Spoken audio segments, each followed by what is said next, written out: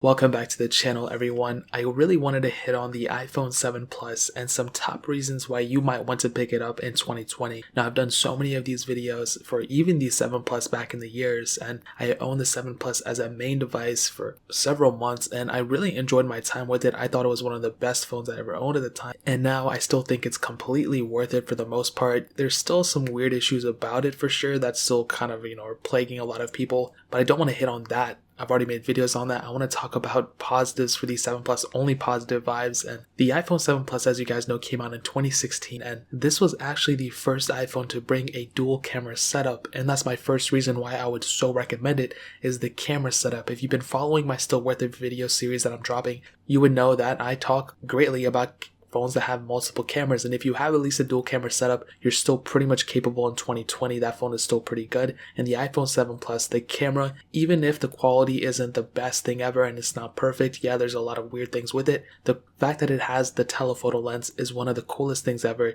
You still have portrait mode, you still have a lot of different things, you can shoot 4K videos on it, and for the most part it still holds up pretty well. And the dual camera setup on this thing is one of my favorite things about this phone for sure. So the camera on this thing definitely is held up. And the other thing that is actually held down is the price tag of this phone. When it came out, it was selling for the $749, the $899 price tag, whatever it was. Right now on Amazon, you can pick one up for around $200, which is pretty crazy. And I'll link it down below so you guys can get it from there too and help support the channel. But that's so crazy that this thing has depreciated so much. And it's really doesn't really feel like that old of a phone, really. I mean, yeah, it feels kind of old. We have bezel-less phones now and everything, but Apple is still selling the iPhone 8 and the iPhone 8 Plus, and that still has pretty much the same exact design. The iPhone 9 that's going to be coming out in the future in a couple of months, that has this type of design too, so it's not that outdated. It is a little weird, but it's not completely weird. So I think the price tag of this phone still is really good for this day and age. The third thing is that check rain jailbreak. Guys, I cannot even just say how important having a jailbreak like the check rain jailbreak is for a phone. I mean, we just saw the uncovered jailbreak come out and so many people were freaking out about it because a lot of people own the XR, XS, and iPhone 11 series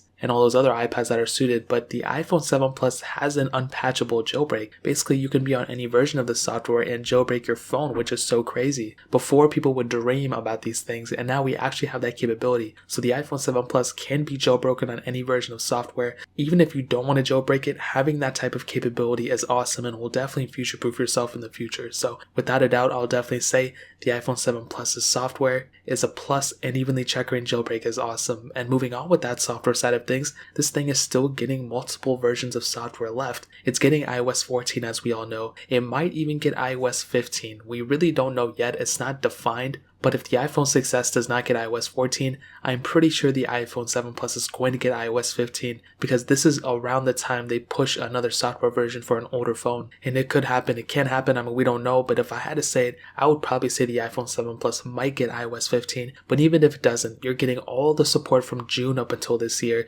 then you're getting from June until next June of that year, then you could potentially be getting security updates on top of that for a while. We saw the iPhone 6 get security updates for almost a year now. So the iPhone 7 Plus might fit into that agenda as well. So we don't know, but that'd be a really cool thing if that's capable. And also, like I hit on before, the body and the size of this thing are super cool. I love the size of this phone. It's almost perfect. Even that bezel around it doesn't really bother me too much because the display is very big. We look at things like the iPhone XS Max and those phones like that, and yeah, they have pretty big panels, but still this phone has a really nice IPS panel, 1080p, and I think it definitely holds up in my opinion. Now, I kind of wanted to combine 3 different things together because obviously I'm already on 10 reasons. This thing still has Force Touch. We look at the 11 series, none of those phones have Force Touch, which isn't a big deal to me anymore, but it might be a big deal to you. So you have that capability on the iPhone 7 Plus, where on the newer phones we don't have that capability. Also, this phone is technically the first iPhone to bring IP certification, so if you want to pick that up in 2020,